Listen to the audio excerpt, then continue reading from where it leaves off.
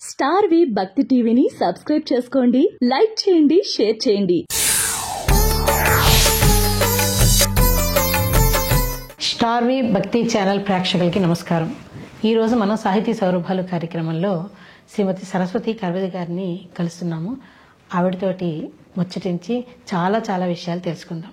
సాహితీ సౌరభాలు కార్యక్రమంలో భాగంగా మనం పరిచయం చేసుకుంటున్న మరో పరిమళ సుమం. సుందరత అనేది ఈమె ఆలోచనలోనూ, నడవడిలోనూ, ఆమె ఆహార్యంలోనూ, వారి దాంపత్యంలోనే కాక పేరులో కూడా వెంకటలక్ష్మి సుందర సరస్వతిగా ఇమిడి ఉంది.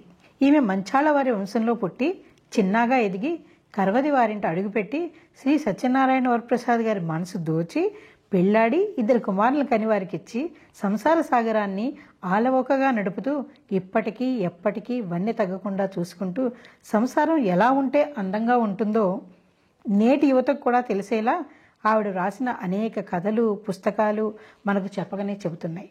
ఈ రచయిత్రి తన 14వ ఏటనే కవితలతో మొదలుపెట్టి చదువులో ఎంకాం, బీఈడీ చేసి టీచర్గా మొదలుపెట్టి బ్యాంకు ఉద్యోగిగా రిటైర్మెంట్ తీసుకుని విశ్రాంత జీవితాన్ని మళ్లీ రచనా వ్యాసంగానికి అంకితం చేశారు. నమస్తే అండి. మీకు నమస్తే అండి.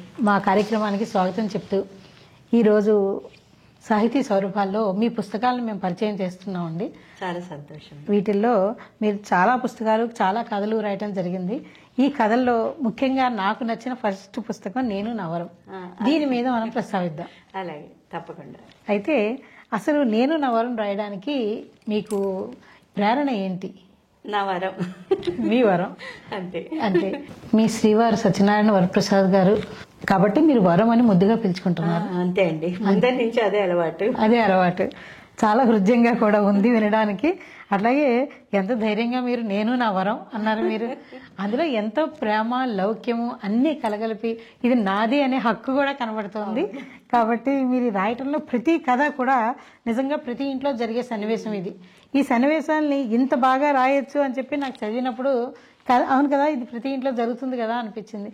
ఈ పుస్తకంలో మీరు రాసిన ప్రతి కథ ఇప్పటి నేటి తరానికి చాలా ఉపయోగకరంగా ఉంటుంది. ఎందుకంటే వాళ్ళు అనుకుంటున్నారు మేమే దెబ్బలాడుకుంటాం, ఎవరు దెబ్బలాడుకోరు అని. లేకపోతే చిన్న మాట పట్టింపులకి పెద్ద అవుతున్నాయి. అలాంటప్పుడు ఇది చాలా బాగుంది అని నాకు మీరు చెప్పండి. నిజమేనండి, అది చాలా మంది కూడా అదే మాట అన్నారు. ఆ పుస్తకాన్ని యాక్చువల్ గా కొంతమంది 1 డజన్ కాపీలు అలా తీసుకుని పెళ్లిలో ఇవ్వడము అలా కూడా చేశారనమాట. అంటే అందులో ఏంటంటే మామూలుగా భార్యాభర్తల మధ్యలో జరిగే చిన్న చిలిపి తగాదాలు, చిన్న పోట్లాట్లు, వాటి నుంచి సరదా పుట్టిస్తూ చెప్పినట్టు ఉండకుండా నీతులు చెప్పడం. ఇప్పుడు నీతి చెప్తే ఎవరు వినరు కదా, కానీ సరదాగా ఎట్లా సాల్వ్ అయింది, లేకపోతే మంచి బంధాన్ని ఎట్లా మెయింటైన్ చేసుకోవచ్చు. భార్యాభర్తలు అంటే వేరే బంధాలన్నీ వేరు, కానీ ఇది జీవితం మొత్తం సాగే బంధంగా ఎలా నిలుపుకోగలము, ఒకళ్ళలో ఉన్న లోపాలని ఒకళ్ళు ఎట్లా యాక్సెప్ట్ చేసి వాళ్ళు ఎలా ఉన్నారో అలా యాక్సెప్ట్ చేయాలి. మన కోసం ఇంకోళ్ళు మారటం అన్నది మారరు. ఎవరు ఎలా ఉంటారో అలా ఉంటారు. ఆ బంధం ఉండాలి అంటే మన అవతల వాళ్ళని వాళ్ళు ఉన్నట్టుగానే మనం అంగీకరించాలి, వాళ్ళని గౌరవించాలి, వాళ్ళని ప్రేమించాలి. ఓసారి మన అవతల మనిషిని ప్రేమిస్తుంటే వాళ్ళు అలా ఎందుకున్నారు అన్నది కూడా మనకు అర్థమైందంటే అందులో మనకేమి అరే ఇట్లా ఉన్నారేంటి అన్న భావం కూడా కలగదు. అది అర్థం చేసుకుంటూ ఒకళ్ళొకళ్ళు అందంగా జీవితాన్ని గడిపేయచ్చు. అట్లాగే నాది 38 years మ్యారీడ్ లైఫ్ అయ్యాక వై నాట్ నేను ఒక్కసారి నా అనుభవాలు చెప్తే సరదాగా అందరు నవ్వుకుంటారు, అందులో ఏమన్నా నేర్చుకునేది ఉంటే నేర్చుకుంటారు అన్న ఆలోచన ముందు. అది అసలు నేను నిజానికి ఫేస్బుక్ లో రాసాను. చాలా మంది పుస్తకంగా తెమ్మని నన్ను అడిగారు, చాలా మంది, అసలు చెప్పలేను అనమాట. అవైతే కాపీలు అయిపోయాయి అసలు వేయించగానే. అందరికి ఎంత నచ్చిందంటే ఒక్కొక్కళ్ళు గిఫ్ట్ ఇవ్వడానికని 10 పుస్తకాలు తీసుకునేవాళ్ళు కూడా. నిజంగా ఇప్పుడు ఈ పూలబాట ముళ్ళబాట అని ఫస్ట్ రాశారు. సింపుల్ గా చెప్పండి. ఏం లేదండి, అందులో మీరు చదివారు కదా. చదివాను అంటే ప్రేక్షకులు కూడా తెలియాలి కదా. ఏం లేదు, అది మామూలుగా వెళ్తున్నప్పుడు ఒక ఆవిడ వాళ్ళ కజినే అనమాట, మా పెళ్ళైన కొత్తలో ఈయన చాలా అపురూపంగా చూసుకునేవాడు నన్ను. మామూలు చూసుకుంటూ ఎండలో నుంచున్నా అనుకోండి, నాకు సూర్యుడి ఇది తగలకుండా, ఎండ తగలకుండా పక్కన వచ్చి అడ్డం నుంచునేవాళ్ళు. అంటే తన నీడ నాకు ప్రొటెక్షన్ అన్నమాట. మీ వారు? మా వారు. అవును. అలా ఉండేవాళ్ళు. ప్రతి చోట చాలా ఓవర్ ప్రొటెక్టివ్ గానే ఉండేవాళ్ళు. అపురూపంగా చూసుకున్నారు. చాలా అబ్బరంగా చూసుకునేవాళ్ళు. అలాగే చూసి ఒక ఆవిడ వాళ్ళ కజిన్ నవ్వుకుంటూ ఎక్కిరిచ్చింది అనమాట. ఎక్కిరిచ్చి, ఏంటి నువ్వు మరి ఇంత అబ్బరాలు చేస్తున్నావు, ఇప్పుడైతే పెళ్ళయి కొంతకాలం అయింది, ఎప్పటికీ ఇట్లాగే ఉంటావా ఏంటి అని నన్ను పిలిచింది ఆవిడ. పిలిచి, నీకు ఒక కథ చెప్తానని, అక్కడ నేను రాసిన పెట్ట కథ అనమాట. ఒకళ్ళకి పెళ్ళయింది, మొగుడు పెళ్ళాలు వెళ్తున్నారు. వెళ్తూ ఉంటే అక్కడెక్కడో ముళ్ళుందిట. మొగుడు గబగబా పరిగెత్తుకెళ్ళిపోయి ఆ ముల్లిని తను వెళ్ళిపోయి ముందు తీసేసి పక్కకి పడేసి రా అన్నట్ట. అంటే అంత అబ్బరం అనమాట. నడుచుకుంటూ వెళ్ళిపోయింది దర్జాగా. అట్లా ఓ 6 నెలలు అయ్యాక, అదిగో అక్కడ ముళ్ళుంది జాగ్రత్త అని చెప్పాట అని చెప్పి, అంటే అప్పుడు తీయటం అయిపోయింది. అవును. ఆవిడ చిన్నగా అటు ఇటు చూసుకుంటూ జాగ్రత్తగా వెళ్లి ముళ్ళు పక్క నుంచి అది తీసేసుకుని వెళ్ళిపోయింది. ఇంకో 6 నెలలు అయింది. 6 నెలలు అయ్యాక ఇంకా ఈయన ముందు మామూలుగా నడిచేస్తున్నాడు. ఆడు వెళ్తుంటే కసుక్కున కాళ్ళు దిగబడ్డది ముళ్ళు. అవును. ఏం చూసుకుని నడవలేవా? అవును. సహజంగా ఉన్నట్టు ఉండదు కదా. అది ఆ కథ చెప్పి ఆవిడ చెప్పింది. చెప్తే ఇదిగో అంటే ఈయన చాలా సీరియస్ గా, అబ్బెబ్బే నేను ఎప్పటికీ ముళ్ళు తీస్తూనే ఉంటాను అన్నారు. అందుకని నాకు వచ్చి ముళ్ళు కనిపిస్తే తీస్తూనే ఉంటాను. అంతెందుకు ఓ పూలదారిలో నడిపించవచ్చు కదా, ముళ్ళదారిలో నడిపించడం ఎందుకు? దీంట్లో చాలా అర్థాలు ఉన్నాయి నిజంగా. ఆవిడ చెప్పింది కానీ వీరు అన్నది కానీ నిజంగా చాలా అర్థాలుగా ఉన్నాయి అందులో. తీసుకెళ్లేటప్పుడు ఎప్పుడైనా ఇద్దరు కలిసి ఒక దాన్ని చర్చించుకుని ఒక మార్గం వైపు ఇద్దరు కలిసి వెళ్తే అది పూలదారి, ఇంకా వేరే ఏం కాదు.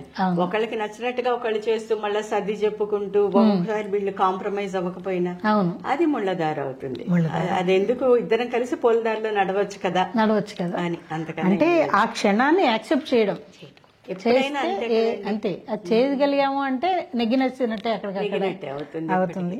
అట్లాగే అర్ధనారీశ్వరం మీ ఇద్దరిది కలిసి రాశారు. అర్ధనారీశ్వరం ప్రతి దాంట్లో మీ ఇద్దరి పార్ట్ ఉండేలాగా. అట్లాగే మీరు ఆయన గురించి చాలా గొప్పగా రాశారు, మీ వారి గురించి. గొప్పవారే నిస్సందేహంగా. గొప్పవారు. అసలు పిల్లలు ప్రథమ కోపం వస్తుంటుంది అప్పుడప్పుడు. తనకు కూడా వస్తుంది. తనకు వస్తే నేనేం పట్టించుకోను, నాకు వస్తే తనేం పట్టించుకోదు. ఓ 2 నిమిషాలు వదిలేస్తాం, ఏదో 2 మాటలు అంటారు అంతే కదా. తర్వాత మామూలే, మళ్ళా ఏమి ఒకళ్ళొకళ్ళకి క్షమాపణలు చెప్పుకోవటాలు ఏమి ఉండవు. ఆ క్షణం ఊరుకుని తర్వాత స్పేస్ ఇవ్వటం అనేది చాలా ఇంపార్టెంట్. కాసేపు వాళ్ళు రావటం ఎవరికైనా వస్తుంది. అట్లాగే ఈ మీరు కాఫీ కలిపి ఆయనకి ఇవ్వడం, ఆయన మీకు ఇవ్వడం, ఎన్నో కథలు ఇందులో. అలాగే వదాన్యుడు వరం అని రాశారు మీరు. అసలు నన్ను ఇబ్బంది పెడుతుందండి ఆయన దానశీలత. అందుకని నేను చెప్పను. ఇప్పుడు ఎలా ఉంటుందంటే, అంటే అన్నిట్లలో కూడా అతి మంచితనం అంటే అది కూడా ఇబ్బంది పెడుతుందండి. ముఖ్యంగా బయట వాళ్ళకి చాలా ఉపయోగం, వాళ్ళతో పాటు ఉండే వాళ్ళ జీవిత భాగస్వామి చాలా ఇబ్బంది కరెక్ట్. పనమ్మాయి వచ్చింది ఇప్పుడు కూడా అనమాట. ఇప్పుడు నిన్న పనమ్మాయి వచ్చింది, ఎవరో ఒక అమ్మాయి. అమ్మాయికి టీ ఇచ్చావా అంటారు.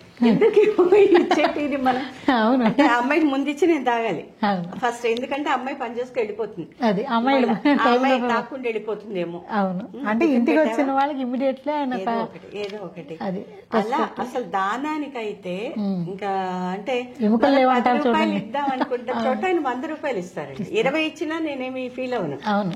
సరే ఆయనదో 10 నాదో 10 సంపాదనలో చేస్తాను, 100 ఇస్తారు. నేను అదే అంటుంటా, ఇవ్వండి కానీ ఇప్పుడు టిప్ ఇవ్వాలి. ఒకటి చెప్తాను, గుంటూరుకి హోటల్లో భోజనంకి వెళ్ళామండి, ఆనంద్ భవన్ చాలా పాపులర్ హోటల్. అక్కడ చాలా బాగుంటుంది భోజనం. ఇలా న్యూజిలాండ్ నుంచి వచ్చిన కొత్తలో గుంటూరు వెళ్ళినప్పుడు అక్కడికి భోజనంకి వెళ్ళాం. భోజనం అయిపోయాక, భోజనం అప్పట్లో 50 60 అండి, వెళ్ళి చాలా కాలం, 100 రూపాయలు టిప్ ఇచ్చారండి.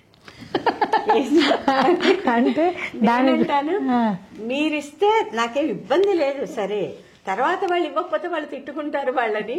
అంతంత ఇవ్వకండి, అందరు ఇచ్చినట్టు 10, 20 ఇస్తూ ఉంటే మిగిలిన వాళ్ళు కూడా ఇస్తారు. మీరు ఇవ్వగానే ఏమైంది, వాళ్ళు వేరే వాళ్ళు ఇవ్వలేదని వాళ్ళు ఫీల్ అవ్వచ్చు, వాళ్ళని తిట్టుకోవచ్చు అని చెప్పి అంటుంటారు అన్నమాట. అలా ఉంటాయి ఆయనతోటి, ఇబ్బందిలో పెట్టేలాగా ఉంటాయి అన్నమాట. గుడికి వెళ్ళాం, పొన్నూరు దగ్గర మొన్న మధ్య ఏదో గుడికి వెళ్ళాం. ఆయన వచ్చి మామూలుగా ఆయన పూజారి గారు ఏదో ఒక చోట దీనికి ఏదో కావాలండి కొంచెం ఇస్తారా డబ్బులు అని. సరే అని చెప్పి ఎంత కావాలి అన్నారు. అంటే అందరూ కలిసి ఇస్తారని ఆయన ఉద్దేశం. మామూలుగా ఏదో ఒక రూమ్ కట్టేస్తున్నాం, దానికి ఏదో 30,000 అవుతుంది అన్నారు. సరే అండి నేను ఇచ్చేస్తాను అన్నారు వెంటనే. అని ఇస్తే చూడండి అది ఎలా అవుతుందో తెలుసా, ఆయన ఇవ్వరు నాకే పడుతుంది బ్యాండ్. దేవుడు కూడా నా దగ్గర తీసుకుంటాడు, తన దగ్గర కాదు. తను ఎన్నిసార్లు ట్రై చేస్తే తను గూగుల్ పే అవ్వలేదండి, నేనే ఇవ్వాల్సి వచ్చింది. కమిట్మెంట్ ఇవ్వటం నేను అనమాట, ఇవ్వటం నేను. ఎప్పుడు అలాగే అవుతుంటుంది. మీరు ఇచ్చేలా అయితే ఇచ్చుకోండి అంట, సరే అంటారు, కానీ ఇచ్చేది నేనే అవుతా చివరికి. అలా ఏదైనా ఒక మంచిదే చేస్తున్నారు సమాజానికి, ఖచ్చితంగా మంచిదే చేస్తారు, చాలా మంచి పని చేస్తారు. మంచి కాకపోతే నేనేంటంటే కొంచెం పగ్గాలు వేయకపోతే మరీ ఇబ్బంది పడతాను. ఆయన ఏం చేసినా ఆయన వెంట నేను ఉంటూనే ఉంటా, అంతే మధ్యలో కొంచెం చెప్పాలి కదా అన్నట్టు చెప్పాలి.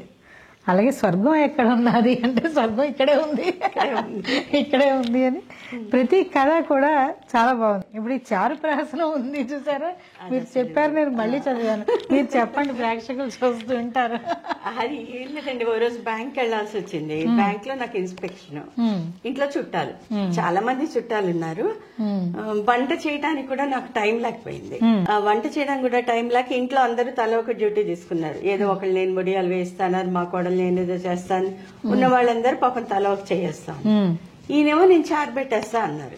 సరేలే ఇంకా అందరు అన్ని చేస్తున్నారని నేను నిశ్చింతగా బ్యాంక్ వెళ్ళిపోయా. బ్యాంక్ వెళ్ళి అంతా పని అయిన తర్వాత ఆ రోజు సాటర్డే ఏదో హాఫ్ డేనో ఏదో అనుకుంటాను, భోజనం చేయబయటికి చాలా ఆకలిగా బాగా నకనకలాడుతూ వచ్చాను ఇంటికి. బాగా తినేద్దాం, అన్ని రకాల వంటలు ఉన్నాయని. అన్ని అయిపోయింది, ఇంత గిన్నె నిండా చారు ఒకటి ఉంది. ఇదేంటి అన్ని అయిపోయి చారు ఎవరు చేశారంటే నేనే చేశా అన్నారు.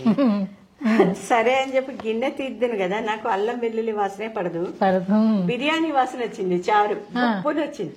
ఇదేంటి చారు బిర్యానీ వాసన ఏంటి అని ఒకసారి లేచెళ్ళి చూస్తే బిర్యానీ పొడి అదేసేసారు, చారు పొడి బదులు అదేస్తే అండి చారులో బిర్యానీ పొడి వేసారండి అన్న. నేను అనగానే అక్కడ కూర్చున్న వాళ్ళందరి వైపు తిరిగి, చూసారా మీ ఎవరు చెప్పలేబారు, అందరూ బిర్యానీ పొడి వేసారు, తను చెప్పేసింది చూడండి.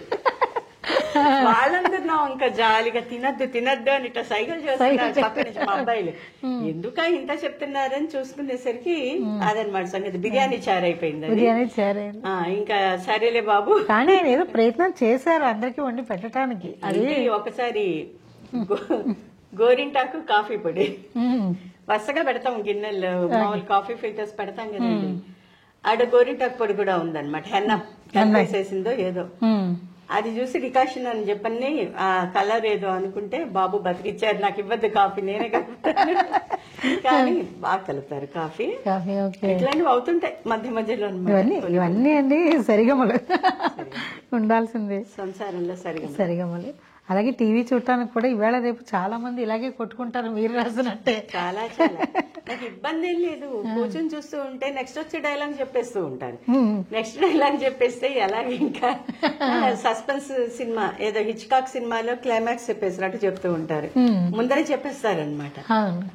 ఇంకా ఆ సినిమాలు ఎలాంటివి పెడతారంటే గుండమ్మ కథ, మాయా బజారు, మిస్సమ్మ, ఇవి ఇంచుమించు మనకు కూడా తెలుసు.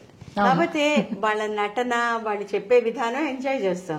ఈయన పక్కన కూర్చొని రన్నింగ్ కామెంటరీ ఇస్తూ ఉంటారు, వాళ్ళు మాట్లాడే, మీరు చెప్పకండి అంటే వినరు. ఇవి ఇంచుమించు మీరు అన్నట్టు ప్రతి ఇంట్లో ఉండేవి, ప్రతి ఇంట్లో ఉంటాయి. సరదాగా వాటికి అట్లా రాసుకునేసరికి అందరూ ఎంజాయ్ చేస్తారు. రియల్లీ బాగుంది ఇలా రాయడం కూడా.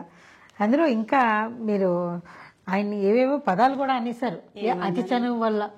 మీరు వరం దద్దోజనం అని రాశారు, ఇది ఎంత ధైర్యం అండి? దద్దోజనం కాదండి, వరం దద్దోజనం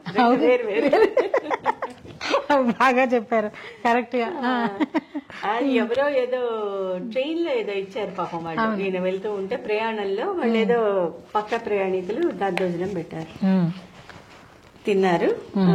సరే ఏదో బాగుందన్నారో బాగాలేదు నాకు గుర్తులేదు సరిగా. వాళ్ళు పులిహార గాబోలు పెట్టారు. మీరు పెట్టిన దద్దోజనం బాగుంది కానీ పులిహార అంతగా లేదండి. మా ఇంటికి వచ్చి మా చిన్నాన్ని అడగండి ఎలా చేయాలో అట్లా అన్నమాట. అట్లా ఒకటి నేను అనుకుంటా చాలా మంది మగవాళ్ళలో ఇది ఉంటుంది ఏంటంటే స్ట్రైట్ ఫార్వర్డ్నెస్ బాగుంటే చాలా ఇబ్బంది పడుతుంది కానీ వాళ్ళు అనుకోరు ఇది నిజమేగా చెప్పాము. దద్దోజనం బాగుందని చెప్పాగా అంటారు, పులిహార బాగాలేదని చెప్పడం ఎందుకంటే. అవును ఇది చాలా చోట్ల జరుగుతుంది. మా తోటకోడలు అంతే, ఇంటికి వెళ్తే ఈయన వచ్చారని ప్రేమగా అయ్యో బావగారు వచ్చారని పూరి కూర అన్ని చేసి పెట్టిందండి. ఆ కూర ఎలా ఉందండి అని అడిగితే ఏం చెప్తామండి, ఫస్ట్ టైం చేసి పెడితే బాగుందమ్మా చాలా. వీళ్ళేంటి ఆ కూర కొంచెం దుంపలు విడిగా అట్లాగా ఉన్నాయి, అవన్నీ కలిసేలాగా చేస్తే బాగుంటుందని ఏదో పాట. నేను అదే అంటాను, ఇదేంటండి అంటే కూర బాగులేదు నల్లా కదా, నేను ఇలా చేస్తే బాగుంటుంది అన్నాను కదా, ఇట్లా అనమాట. అలా ఏదైనా స్ట్రైట్ ఫార్వర్డ్. నేను ఎందుకంటే ఒక ప్రొఫెసర్ గారు నాకు తెలుసు, ఆయన ఇట్లాగే వాళ్ళ మరదలు ఇంటికి వెళ్ళారు. వెళ్తే ఆవిడ ఏదో బంగాళదుంప కూర ఏదో చేశారు. ఆయనకి అది బాగాలేదు, ఆయన నచ్చలేదు. ఆయన ఏమన్నారంటే వెంటనే నువ్వు ఆపేసి మీ అక్క చేస్తుంది, మీ అక్క బాగా చేస్తుంది అన్నారు. ఆవిడ కోపం వచ్చింది. మీరు అలా ఎందుకు అన్నారు అని ఈవిడ అడిగారు. అడిగితే ఆయన అంటారు ఈవేళన్నా వాడు బాగా తింటాడు కదా అంటున్నారు. అంటే ఆవిడ అన్నారు ఎన్నో ఏళ్ల మట్టి ఆయనకి అలవాటైపోయిన టేస్ట్ వాళ్ళు ఆవిడ చేస్తున్నది, ఆయనకి ఇష్టం లేకపోవడం ఏం ఉండదు, అది కూడా ఆయన ఇష్టంగానే తింటాడు. మీరు అనవసరంగా రేపే వీళ్ళిద్దరి మధ్య గొడవలు పెట్టినట్టు కదా. ఇప్పుడు ఈయన అన్న దాంట్లో కరెక్ట్ ఆయనకి ఉంది, ఈయనకి ప్రేమ ఉంది, తమ్ముడికి బాగా చేసి పెట్టాలి అని ఈయన ఆలోచన. అందరికీ కరెక్టే, కానీ ఏంటంటే చూసే విధానాలను బట్టి ఒక్కొక్కటి ఒక్కోలా ఉంటుంది. కానీ బాగుంది, కరెక్టే. కానీ స్ట్రైట్ ఫార్వర్డ్నెస్ ఉంటుందండి జెంట్స్ లో ఎక్కువ ఉంటుందండి. లేడీస్ కొన్నంత లౌక్యం వాళ్ళకు ఉండదు. ఆ లౌక్యం వీళ్ళు ఎక్కువ లౌక్యంగా మాట్లాడగలరు, స్మార్ట్ వాళ్ళకు ఉండదు. దారి చూపిన దేవత అంటే ఎవరు ఇందులో ఎవరికి? నేనే దేవతని. మీరే దేవత.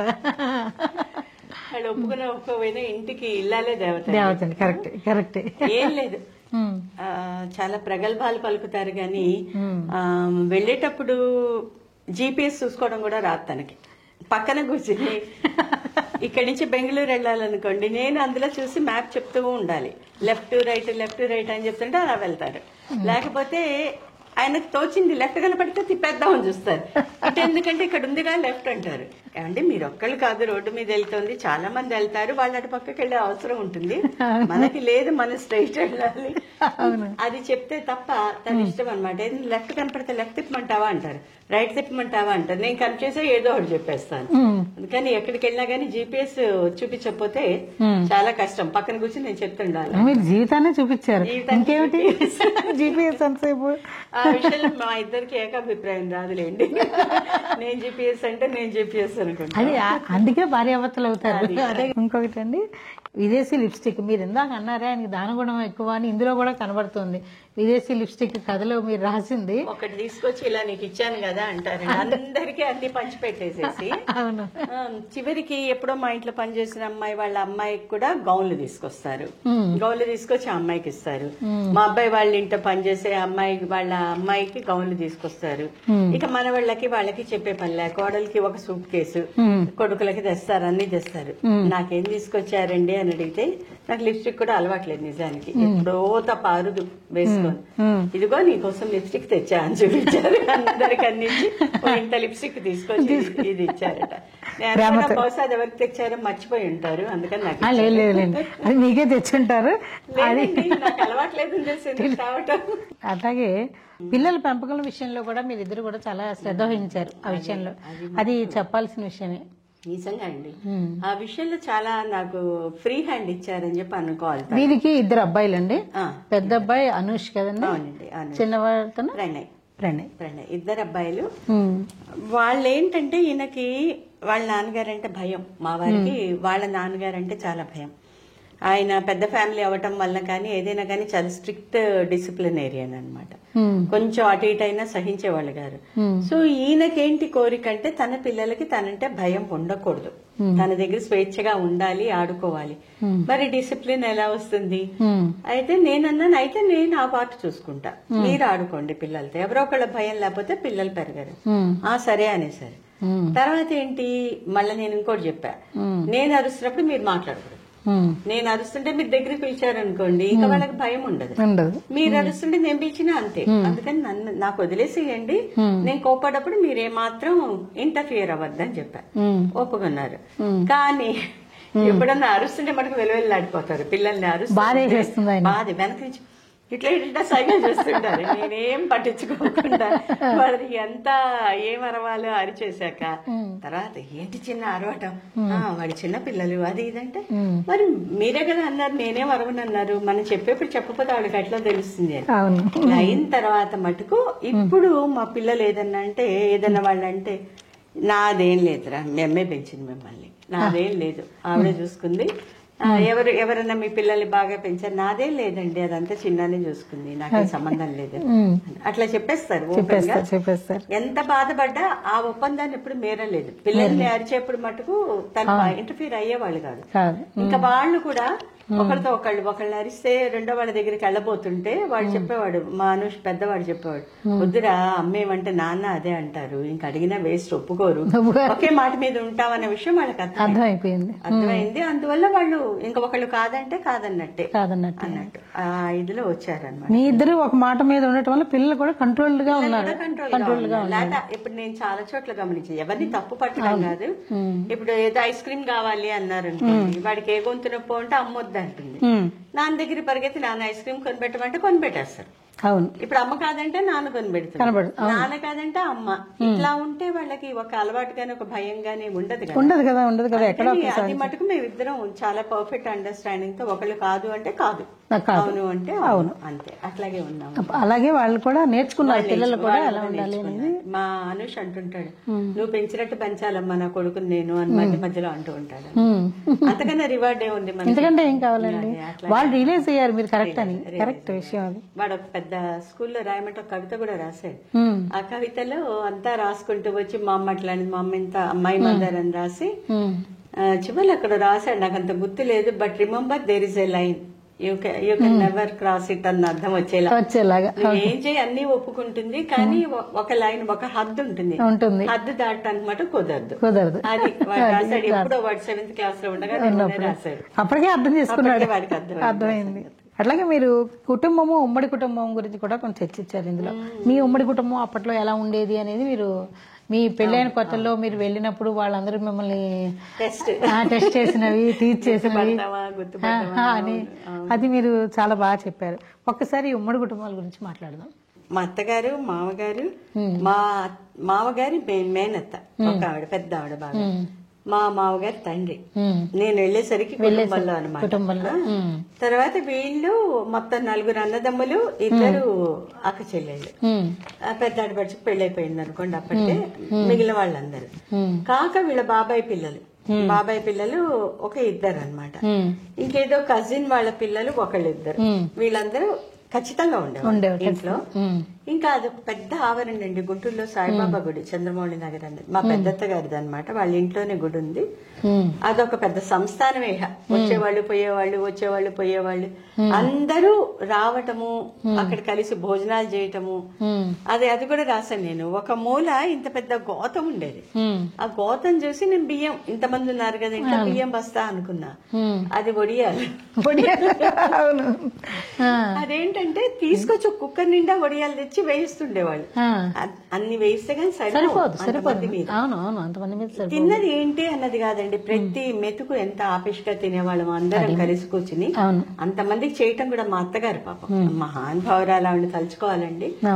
ఏనాడు విసుక్కున్నది లేదు. అసలు వాళ్ళు కొసరి వడ్డించటం కానీ, అందరి కడుపు నింపాలి, కొంచెం కూడా ఖాళీ ఉండకూడదు అని ఏదో ఒకటి చేసేవాళ్ళు. ఇంట్లో వెళ్ళాక చింతకాయ పచ్చడి నూరేవాళ్ళు. అంతే. ఎంత బాగుండేది. అప్పట్లో అవే తిని హెల్దీగా ఉన్నారండి. ఇప్పటికీ 70-80 ఏళ్ళ వాళ్ళు అప్పుడు అవి తినే ఉన్నారు. వాళ్ళే అంటూ ఉంటారు, మేము ఇంత హెల్దీగా ఉన్నాం అంటారు వాళ్ళు. ఎంత చక్కగా ఉండేవాళ్ళు. ఆపేక్షలు నన్ను గుర్తుపట్టావుటే అనేవాళ్ళు. ఎవరా అని చెప్పి ఆలోచించాలి. ఇంత పెద్ద దానిలో ఇప్పుడు మా మామగారు వాళ్ళు 5 అన్నదమ్ములు, 2 అక్క చెల్లెలండి.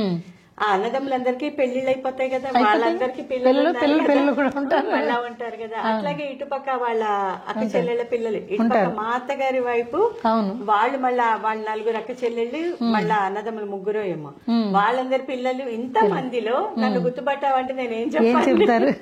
అవును, అక్కడ మీకు పరీక్ష 50-60 మంది మినిమం ఉంటారు. అవును, చాలా బాగుంటుంది. అంటే ఏదైనా కానివ్వండి ఎవరో ఒకటి చూసుకునేందుకుంటారు. అంటే ఇప్పుడు ఒక చిన్న అపార్ట్మెంట్ లాంటిది, అప్పుడు ఉమ్మడి ఇల్లు అంటే అలా ఉండేది. అలాగే ఉండేది. ఒకటి కాలికి దెబ్బ తగిలిందంటే వాళ్ళమ్మో నాన్న పరిగెత్తుకు రావక్కర్లా, అక్కడ ఎవరున్నారో వాళ్ళు ఏదో మందేసేస్తారు, తీసుకెళ్లిపోతారు, అన్ని అయిపోతుంటే తర్వాత తీసుకొచ్చి ఇదిగో వీడిందా పడ్డాడు, వీడి కాలికి దెబ్బ తగిలితే నేను మందేశాను. బాబాయిని చూసుకునేవాళ్ళు, వాళ్ళ బాబాయిలు చదివించడం గాని. మా మామగారు సంపాదించడం ఆయన చేస్తే ఆయన దగ్గర అన్నదమ్ములందరూ చదువుకున్నారు. పిల్లల్ని వాళ్ళు చూసేవాళ్ళు, వాళ్ళు ఎదుగు మోసేవాళ్ళు, వాళ్ళకి చదువు చెప్పేవాళ్ళు, దెబ్బ తగిలితే చూసేవాళ్ళు, చిన్న చిన్న ఆపరేషన్లు కూడా చేయించేశారు. వాళ్ళు చెప్తూ ఉంటారు.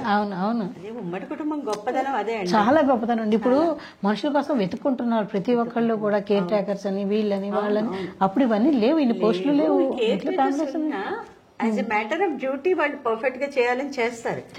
ప్రేమ టచ్ లో పిల్లలకు తెలిసిపోతుంది. మన వాళ్ళు ఎలా పట్టుకుంటారు, వాళ్ళు ఎత్తుకుంటారు, మనం ఎత్తుకుంటాం. డిఫరెంట్ ఉంటుంది. అసలు ఇవన్నీ కూడా ఇంట్లోనే తీరిపోయేవి, ఈ అవసరాలు బయటికి వెళ్ళలేదు కదా. పనే ఉంది. వరం ప్రేమ ప్రహసనం అని చెప్పేసి పెళ్లి అవ్వకముందు మీరు ప్రేమించి పెళ్లి చేసుకున్నారు. అంతేనండి, లవ్ కమ్ మ్యారేజ్. తెలుసున్నాయన ఐసీడబ్ల్యూలో క్లాస్మేట్స్. మా ఆయన అప్పుడప్పుడు వాపోతుంటారు, ఐసీడబ్ల్యూలో చేరి నీతో పెళ్ళవాలని రాసి పెట్టుంది, అది నువ్వు పూర్తి చేయలేదు, నేను పూర్తి చేయలేదు. ఓ పాట పూర్తి చేశారు, ఈ లోపల ఉద్యోగం వచ్చేసారు. బాధ్యతలు ఎక్కువ కదండి. అంటే ఒకటి కలయిక కూడా కొన్ని సందర్భాలు ఉంటాయండి. ఈ బొమ్మలన్నీ కూడా నీమ్ గారే వేశారండి? అంటే ఇది కాదండి, ఈ పుస్తకానికి ఆయన ముందు మాట వరకు రాశారు. ఆ బొమ్మలు ఒక అబ్బాయి కశ్యప్ అని, అతను చిన్న కుర్రాడు వేస్తాను, మా ఫ్రెండ్ వాళ్ళ చెల్లెలు కొడుకు. అబ్బాయి వేస్తున్నాడని తెలిస్తే నేను థీమ్ ఇచ్చాను, వేయమని చెప్పి థీమ్ ఇస్తే ఇది దీనిలో ముందరలో ఇట్లా పెళ్ళైనప్పుడు అబ్బాయి చేయబట్టుకుని అమ్మాయి వస్తుంది, సంసారంలోకి అడుగు పెడుతుంది. ఇలా కొన్నేళ్లు గడిచేసరికి ఆ బంధంలో చివరికి వచ్చేసరికి హస్బెండ్ ఆవిడే నడిపిస్తుంది. వాళ్ళు మన మీద డిపెండ్ అయిపోతారు. ఆ ఉద్దేశంతో ఇలా అన్నమాట. ఇది ఓవర్ ఇట్లా నడుచుకుంటూ వాళ్ళ జీవితంలో అలా వచ్చే వాటికి చివరికి వచ్చేసరికి ఈవిడే ఆయన నడిపించి. నేను ఇది ఏంటో నాకు ఇప్పుడు మీరు చెప్పా క్లారిటీ వచ్చింది. నాకు ఇక్కడ ఈ లైన్ చూడలేదు నేను, అక్కడ అలా ఇక్కడ ఎలా ఉంది అనుకున్నాను. పసుపుతాడు తోటి జీవితంలో మంగళసూత్రాలు ఏంటి, అబ్బాయి వాళ్ళ ఇంట్లోకి ఆహ్వానించి అతను జీవితంలోకి అమ్మాయి అడుగుపెట్టి వస్తుంది. కొన్నేళ్లు గడిచేసరికి చివరికి వచ్చేసరికి ప్రధానికి ఈయన ఈవిడ లీడ్ చేస్తుంది. ఇక్కడ ఆయన లీడ్ చేస్తే ఇక్కడ ఆవిడ లీడ్ చివరికి వచ్చేసరికి అట్లా ఉంటారని. చాలా పర్ఫెక్ట్, ఎంత అర్థం ఉందండి ఇందులో. అలాగే మీ పేరు నిజంగా సుందర సరస్వతి అంటే మీరు ఎవరు పిలవలేదు, ఆయన కూడా అనుకున్నారు, చిన్నగానే మీరు పిలిపించుకున్నారు. మీ ఇంట్లో మీరు చిన్న కూతురు అవటం వల్ల చిన్న అనేవాళ్ళు. అదే అత్తగారి ఇంట్లో ఈయన, మా అత్తగారు కూడా అప్పుడప్పుడు చిన్న అనేవారు. ఆవిడకి అసలు డిఫరెన్స్ లేదు, కూతురు కూడా అందరూ ఒకటే. అదే చెప్తుంది, అట్లా పుష్కలంగా వచ్చింది. మా పిన్నత్త గారు ఒక ఆవిడ ఉండేవాళ్ళు, అంటే పిన్నమావ గారి భార్య, ఆవిడ ఒకటి సుందరి అని పిలిచేవారు. నిజంగా మీకు సుందరి పేరు పర్ఫెక్ట్ గా సూట్ అవుతుంది. చాలా బాగుందండి. అలాగే నేరాసిన కథలు ఇప్పుడు మీరు మొదటి భాగం రిలీజ్ చేశారు. ఈ మొదటి భాగంలో చాలా కథలు ఉన్నాయి. ఇందులో 15 కథలు ఉన్నాయి. ఇందులో నేను ఫస్ట్ ప్రస్తావించాలనుకున్నది 8వ అడుగు కథ. 8వ అడుగు అది పెద్ద సంచలనం అండి, నవ్వులో వచ్చింది. చాలా మంది కాల్స్ చేశారు. అంటే యాక్చువల్లీ వివాహ బంధం గొప్పదనం గురించి చెప్పాలి. పరివర్తన రావటం అనేది ఒక స్త్రీలో ఏదో ఒక కారణం కనపడాలి కదా. అసలు ఆ కథ గురించి మీరు చెప్పండి కొంచెం. ఆ కథ అంటే అండి, ఇప్పుడు అంటే అది యాక్చువల్లీ రాసింది చివరికి వివాహ బంధం గురించి చెప్పాలని.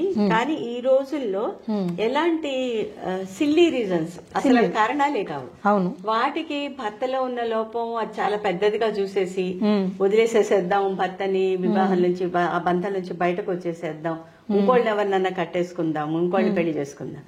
నాకు అర్థం కాని విషయం ఏంటంటే, సరే ఇతనిలో ఏదో లోపాన్ని చూసి ఇతనితో గడిపావు గనక తెలిసి బయటకు వెళ్ళిపోయావు, అవతల వాళ్ళలో ఉన్న లోపాలు నీకేం తెలుసు?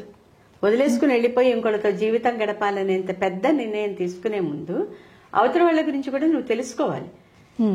అసలు అదేం లేకుండా చిన్న చిన్న విషయాలకి నాకు ఒక్కొక్కసారి బాధ అనిపిస్తుంది. తల్లిదండ్రులకి వాళ్ళు ఎంత బాధపడతారు. ఇప్పుడు అమ్మాయి తల్లిదండ్రులు అవనండి, అబ్బాయి తల్లిదండ్రులు వాళ్ళకి ఎంతో చక్కగా పెళ్లి చేసి వాళ్ళిద్దరు కలిసి ఉంటారు అని అనుకుని ఒక వివాహ బంధంలో వాళ్ళని పంపినప్పుడు ఏవో కారణాల వల్ల, ఇప్పుడు ఆ కథని నేను ఇంకో రకంగా కూడా రాసాయండి ముందు. తర్వాత క్లుప్తత కోసం తీసేయాల్సి వచ్చింది. అది అంటే మరీ పెద్ద కథ అయిపోయినా చదవరు కదా, అలా అనుకుని తగ్గించా అనమాట. అమ్మాయి తల్లిదండ్రుల కోసం చేసుకుంటుంది పెళ్లి, అతని ఇష్టం లేకుండా. చాలా అందగత్తె, చాలా అందగత్తె అయి కూడా ఏంటంటే ఇంకా ఈ బంధాలు, ఇంట్లో బాధ్యతలు, వాళ్ళ పెళ్లిళ్ళు అవ్వాలి, ఇంకా చదువులు అవన్నీ ఉన్నాయి.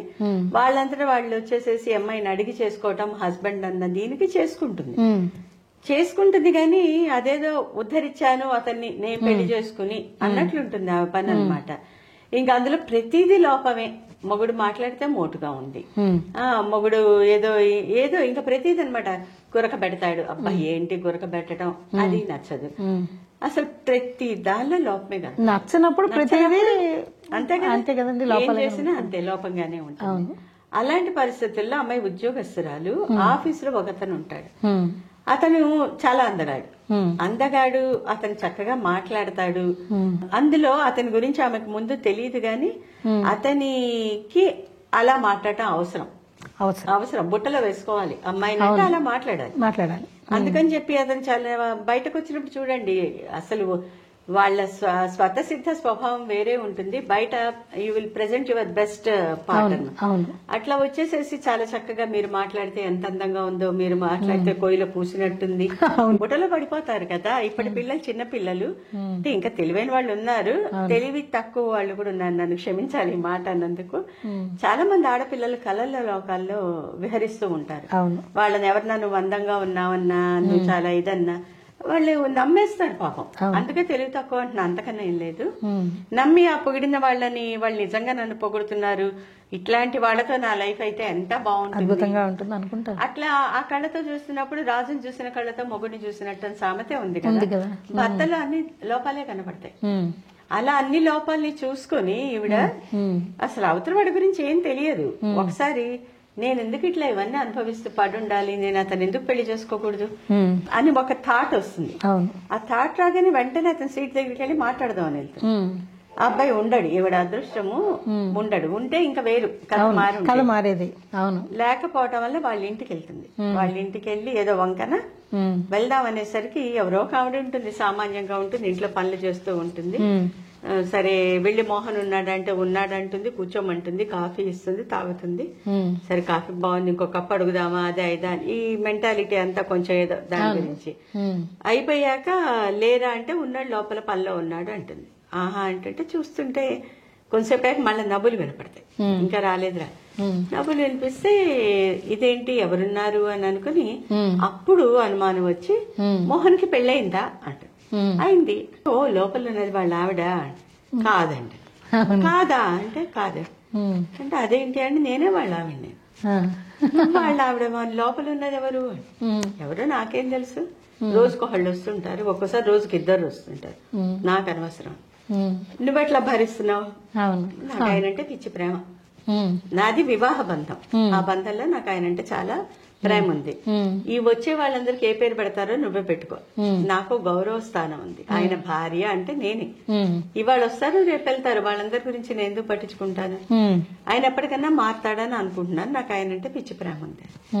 అప్పుడు ఒక్కసారి చెంప మీద కొట్టినట్టే ఇవిడ తెలివి వస్తుంది. ఏంటి నా భర్తకి ఏ లోపాలు ఉన్నాయి, ఏదో గురక పెట్టడాలి, ఇంత పెద్ద పట్టు ఉంటుందని తిట్టుకుంటుంది, ఇట్లాంటివే కదా చిన్న చిన్నవి. వీటి కోసం వదిలేసి ఒకవేళ నేను మోహన్తో వెళ్ళుంటే నాకు వచ్చే బిరుదు ఏమై ఉండేది. ఆవిడ చెప్పింది కదా, అదే కదా. అట్లాంటప్పుడు ఆవిడేమో కొండంత లోపాన్ని చూసుకుని కూడా సర్దుకుపోతోంది. నేనంటే పిచ్చి ప్రేమ ఉంది నా భర్తకి, కానీ ఆ ఎక్స్ప్రెషన్ లేదు. చాలా మంది మగవాళ్ళకు ఉండదండి, ప్రేమ ఉంటుంది, ప్రేమ ఉండకపోదు. కాకపోతే అదే కథల్లోనూ నవలలో లాగా ఐ లవ్ యూ చెప్పలేము కదా. ఆ ప్రేమను చేతల్లో గ్రహించుకోలేకపోతే ఇట్లాంటి తెలివి తక్కువ ఆలోచన.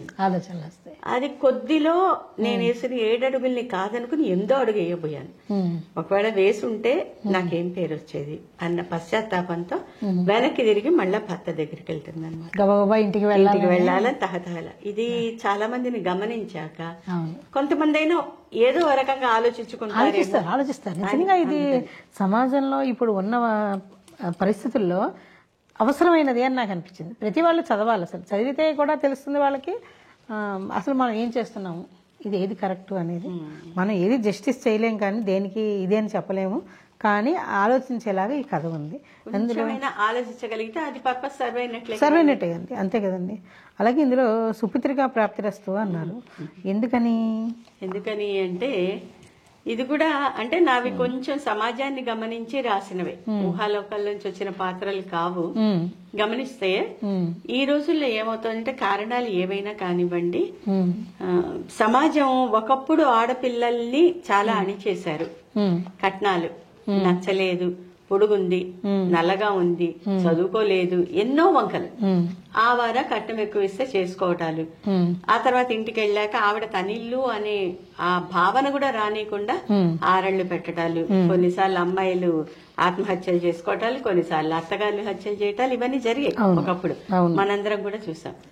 తర్వాత ఇప్పుడు దానికి ప్రతీకారం తీర్చుకుంటున్నారా అమ్మాయిలు అనిపిస్తుంది నా మనసుకి.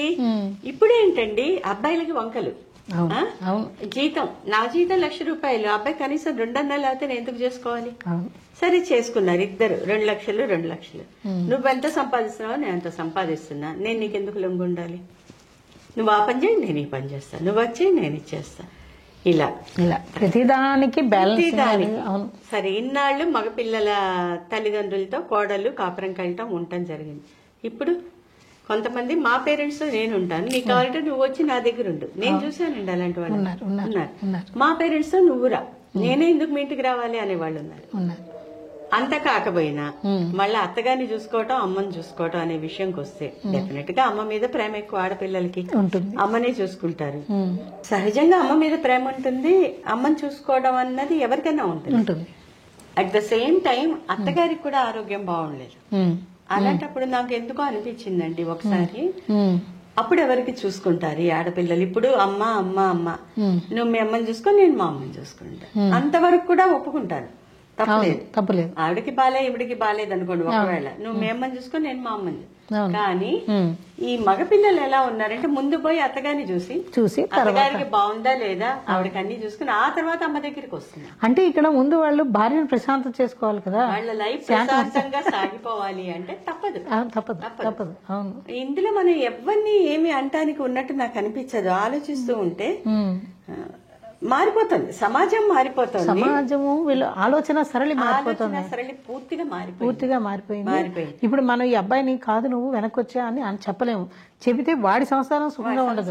సుఖంగా ఉండాలనే కదా మనం కోరుకునేది, చేసేది తల్లిదండ్రులు. అవును, అలాంటప్పుడు వాడు గట్టిగా చెప్పగలగటం కాదండి. ఇవన్నీ ఎలా వస్తాయంటే నాకు మా వారు చెప్పారు. ఇప్పుడు సడన్ గా నాకు మాట్లాడుతుంటే గుర్తొచ్చింది, పెళ్లి చేసుకునేప్పుడు మా ఇద్దరిది కూడా ఇంచుమించు లవ్ కమ్ మ్యారేజ్ అని. పెళ్లి ముందు రోజు మేము ఇద్దరం మాట్లాడుకున్నాం కూర్చుని. మాట్లాడుకునేప్పుడు ఆయన ఒకటే అన్నాను, నేను ఏమి అన్ను, మీరు అనేవాళ్ళు, మీరేం చేసినా నేనేమో అడ్డురాను, అడ్డుపడ్ను, నాకేమి ఏ రకమైన అభ్యంతరాలు బాధలు ఏమీ ఉండవు. ఒక్కటే, మా అమ్మని మీరు గౌరవించండి. మా అమ్మ అంటే నాకు చాలా ఇష్టం, మా అమ్మని మీరు గౌరవించండి, ఆవిడతో గొడవలు పడద్దు.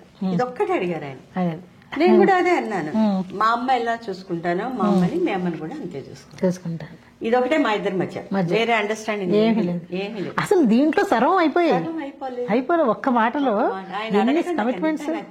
నిజంగా అదే అనుకుంటా. ఆ మాట ఎప్పుడైతే ఈ రోజుల్లో ఎస్పెషల్లీ మా అమ్మ అంటే నాకు ఇష్టం, నువ్వు మా అమ్మతో బాగుండు చెప్పగలిగితే చాలు, భావం, ఆ మాట ఒకటి అనేసి అది చేసుకోబోయే పిల్లకి అర్థమయ్యేలా చేస్తే చాలు, సహం కాపురాలు నిలబడతాయి. అత్తగారు అంటేనే ఏదో ఈవిడతో మనకి విరోధం ఉంది, అసలు ఆ పదంలోనే డిఫరెన్స్ చేసేస్తున్నారు. ఆ పదంలో కలివిడిగా ఉందామని ఎవరు అనుకున్నా ఉండలేకపోతున్నారు. అటన్నా వస్తుంది, ఇటన్నా వస్తుంది, అటు కోడలి వైపు నుంచి ఇటు అత్త వైపు నుంచి ఏదన్నా అవును.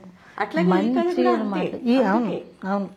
అది చివరికి కోడలు కడుపుతా ఉందని తెలిస్తే, అంటే ఆవిడకి ఏదో హార్ట్ ప్రాబ్లం ఏదో వస్తుంది, ఆ అమ్మాయి వాళ్ళ అమ్మకి కాలు విరగటం ఏదో అవుతుంది.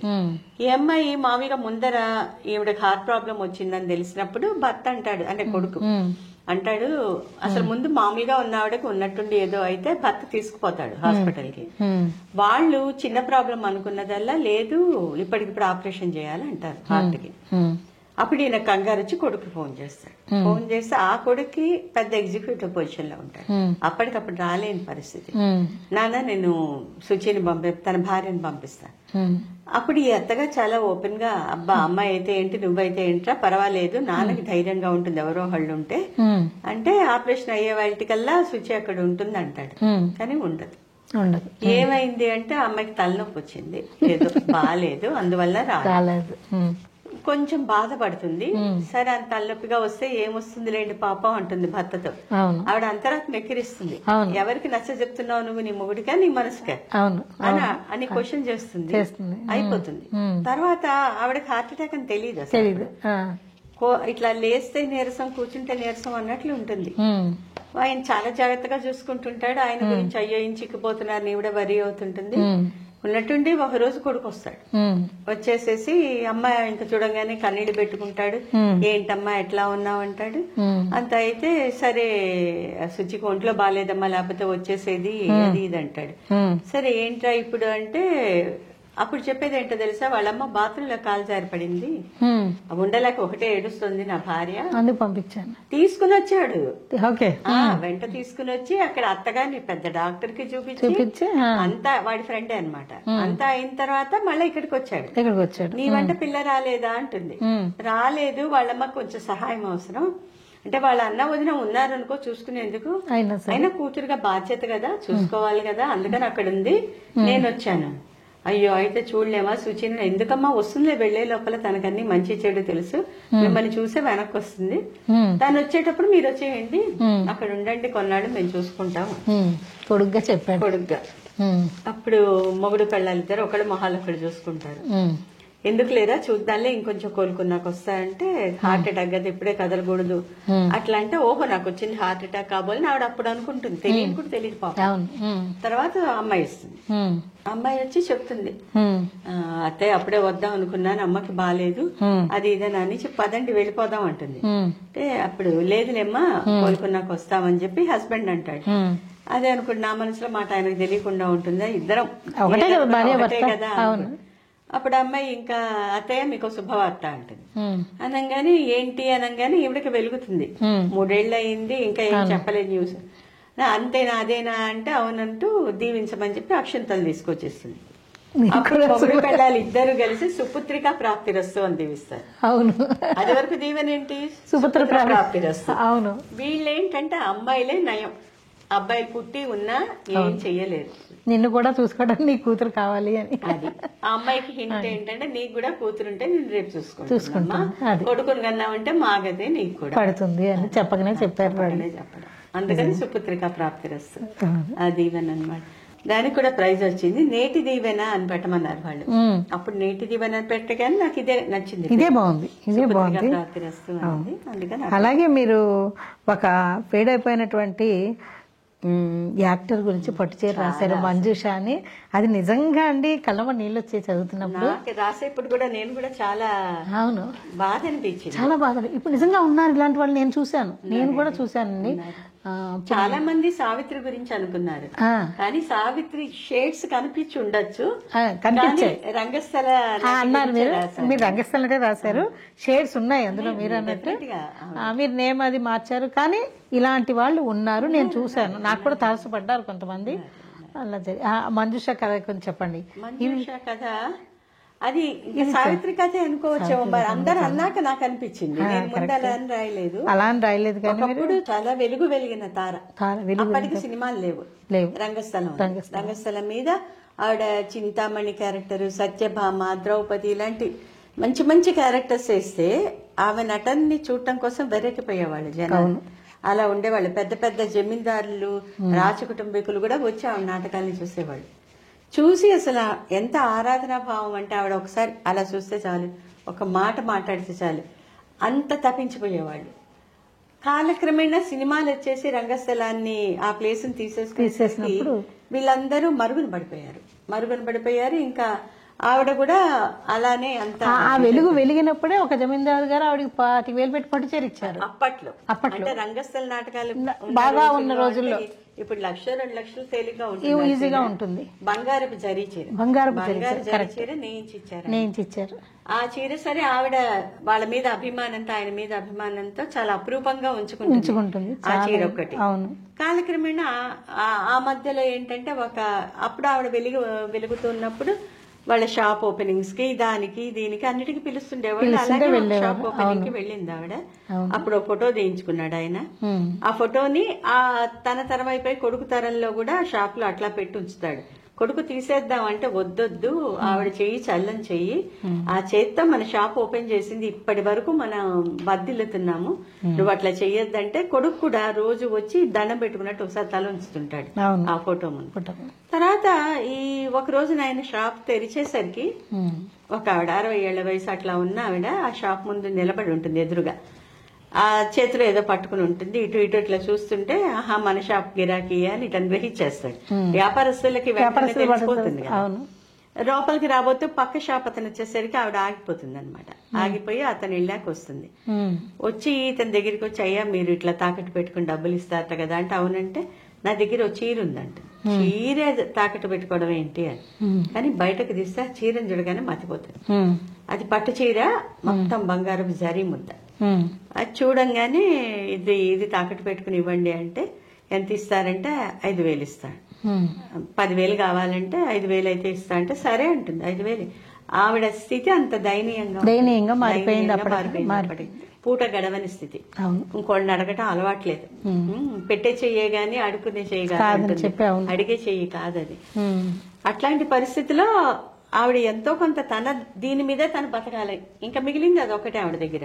అమ్మటానికి మనసు రాదు. అట్లాంటప్పుడు కూడా చూడండి, తాకట్టు పెట్టి ఏదో విడిపించుకుందాం అంటే అతని దొంగతనం చేసి తెచ్చావు నువ్వు, నీ దగ్గర ఇంత ఖరీదైందేంటి అది ఇదని అనేసరికి బెదిరిపోయి వెళ్ళిపోతుంది. పరువుకి పోలీసులు వస్తే మళ్ళా పరువు తక్కువ వెళ్ళిపోతుంది. అతను పశ్చాత్తాపడతాడు. వ్యాపారస్తుడు ఎంత వీలైతే అంత తక్కువ గుంజుదామని చూసాడే కానీ వేరే ఉద్దేశం లేదు. సరే ఆ తర్వాత పక్కన అతను గబుక్కుని వస్తాడు. ఆ వెళ్ళంగానే పక్షాపతని, అరే భాయ్ ఆవిడెవరో గుర్తుపట్టావా అంటే, ఎవరు అంటే మంజుష అని. మంజుష అంటాడు అనమాట. అవును మంజుష, నువ్వెట్ట గుర్తుపట్టలేదు అంటే, అప్పుడు వెళ్ళి దాని ఫోటో చూస్తే ఆవిడ ఈవిడ ఒకళ్ళంటే మొహం అంతా మారిపోయి ఉంటుంది. కాలం కాటేస్తుంది అనమాట. తర్వాత వెతికి పట్టుకుంటాడు. చివరికి పట్టుకుంటే అప్పటికి ఆవిడ ప్రాణం పోయే స్థితిలో ఉంటుంది. ఆ ముసలాడు చూపించినాడు అంటాడనమాట, మేము మాకు అన్నం పెట్టామని చెప్పి అట్లా అని చివరికి చేతికున్న ఉంగరం ఇచ్చేస్తుంది. అది నా కర్మకాండాల కోసం దాచుకున్నాను అని చెప్పి ఇస్తుంది. వద్దంటే ఊరుకోదు, అంత అభిమానం అని చెప్తాడు. చివరికి ఎగస్పాసలో ఉండగా ఇతను మొత్తానికి వెళ్లి పట్టు చీర నివ్వపోతే ఉంచుకోమని చెప్పి నా కర్మకాండాలకు ఉపయోగించమని. అసలు అది ఇంకా ఎలా ఉందంటే కన్నీరు మున్నీరు అయిపోతారు. ఆ కథ చదివితే రాసేటప్పుడు చాలా ఒక ఉద్వేగానికి గురయ్యాను. కళ్ళ వెంట నీళ్లు తిరిగాయి రాస్తుండగా. అది అప్పుడు కూడా స్వాభిమానం, ఆవిడ అభిమానాన్ని అప్పటికి కూడా చంపుకోలేదు. అప్పటికి కూడా ఇంకా వేరే ఖర్చులు మనకు వద్దు, దీంతో పెట్టండి అన్నట్టుగా డబ్బులతోనే తనకి వేరే వాళ్ళది రూపాయి కూడా నాకు వద్దు. ఎంత ఆత్మాభిమానం, ఎంత ఆత్మవిశ్వాసం దగ్గర నుంచి అన్ని అమ్మేసి చివరి దాకా లైఫ్ లీడ్ చేసింది. అట్లాంటి వాళ్ళు ఉన్నారండి, గొప్ప వాళ్ళు. అసలు వాళ్ళు రంగస్థలంలో ఉన్నవాళ్ళు. సురభి నాటక సమాజం నుంచి ఎంత మంచి వాళ్ళు ఉంటారండి. నాకు అలా అది గుర్తొచ్చిందండి. నాకు వేరే వాళ్ళు ఒకళ్ళు ఇట్లాగే ఒక ఆర్ట్ ఏదో ప్రదర్శిస్తాము, 1000 పదాలు ఇప్పించండి చాలా అన్నారు.